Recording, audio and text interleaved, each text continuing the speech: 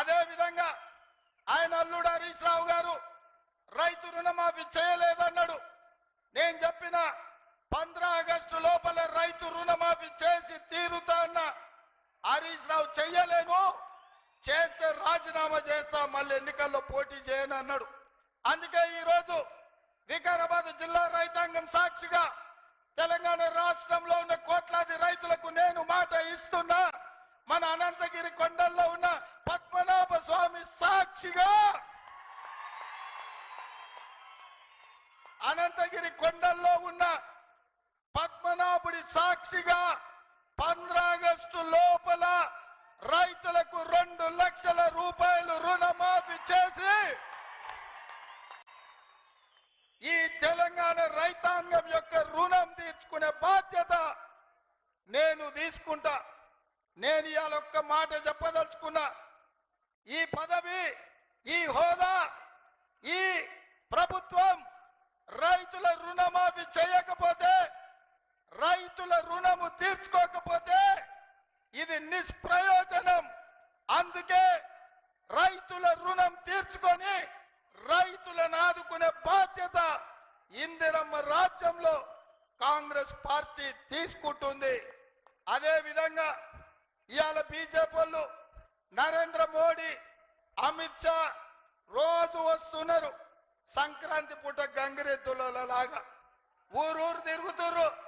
సంక్రాంతి పూట గంగిరెద్దులో ఎట్లా తిరుగుతారో నేను ఇవాళ గుర్తు చేయదలుచుకున్నా, మోడీని ప్రశ్నించదలుచుకున్నా. ఆనాడు సోనియా గాంధీ గారు ఖమ్మం జిల్లాలో బయ్యారం ఉక్కు కర్మాగారం మనకిచ్చింది సోనియమ్మ. వరంగల్లో రైల్వే కోచ్ ఫ్యాక్టరీ సోనియమ్మ మనకిచ్చింది. రంగారెడ్డి జిల్లాలో ఐటీఐఆర్ కారిడార్ సోనియమ్మ మనకిచ్చింది. ఐఐటి, ఐఐఎం విద్యా సంస్థల్ని, గిరిజన యూనివర్సిటీని సోనియమ్మ మనకిచ్చింది. Metro rail మనకిచ్చింది. ఐటీ కంపెనీలు మనకిచ్చిండ్రు సోనియమ్మ. మరి ఇవాళ బీజేపీ 10 ఏళ్లలో మనకేమిచ్చింది సోదరులారా? ఏమిచ్చింది?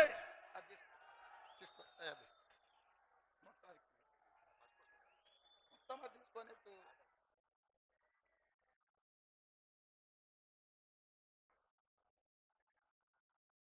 రంజిత్కి ఇచ్చేసాను. ఇవాళ నేను మిమ్మల్ని అడుగుతున్నా, ఖమ్మంలో బయ్యారం ఉక్కు కర్మాగారం మనం అడిగితే బీజేపీ మనకేమిచ్చింది? వరంగల్ జిల్లాలో రైల్వే కోచ్ ఫ్యాక్టరీ మనం అడిగితే మోడీ మనకేమిచ్చిండు? ఐటీఐఆర్ కారిడార్ మనం అడిగితే బీజేపీ ఏమిచ్చింది? ఐఐటి, ఐఐఎం మనం అడిగితే మోడీ ఏం తెచ్చిండు?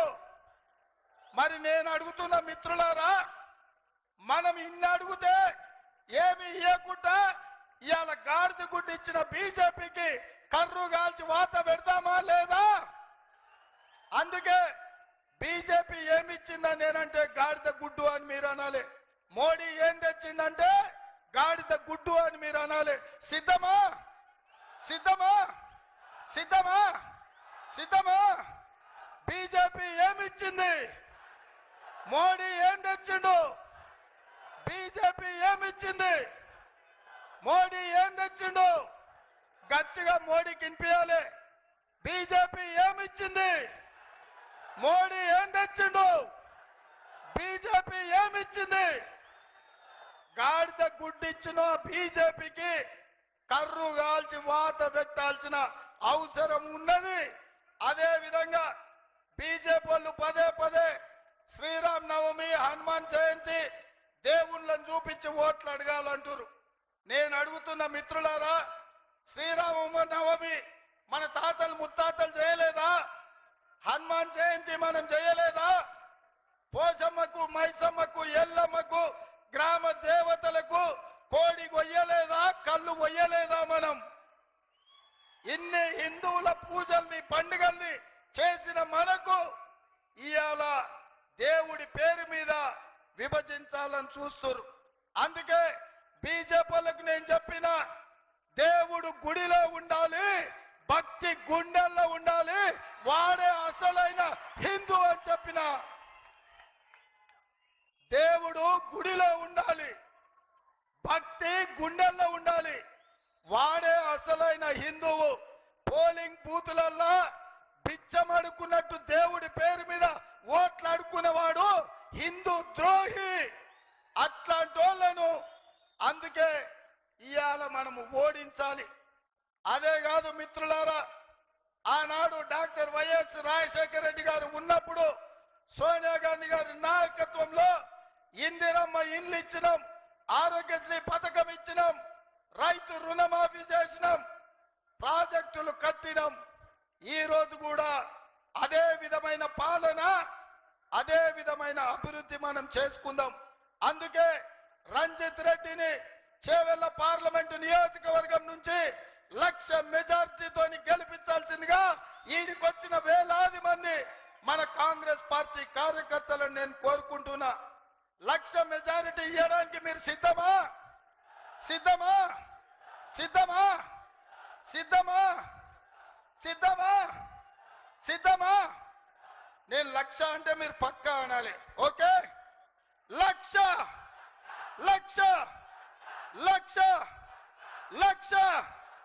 1,00,000 1,00,000 1,00,000 1,00,000 వెనకాల ఉన్నోళ్ళు కూడా అనాలి, వెనకాల దూరంగా ఉన్నోళ్ళు కూడా అనాలి. 1,00,000 1,00,000 1,00,000 1,00,000 1,00,000. జై కాంగ్రెస్, జై జై కాంగ్రెస్. హస్తం గుర్తుకే, హస్తం గుర్తుకే. ధన్యవాదాలు మిత్రులారా. ఇప్పుడు మనం ఎదురు చూస్తున్నటువంటి గతంలో మన జిల్లాకు వచ్చినప్పుడు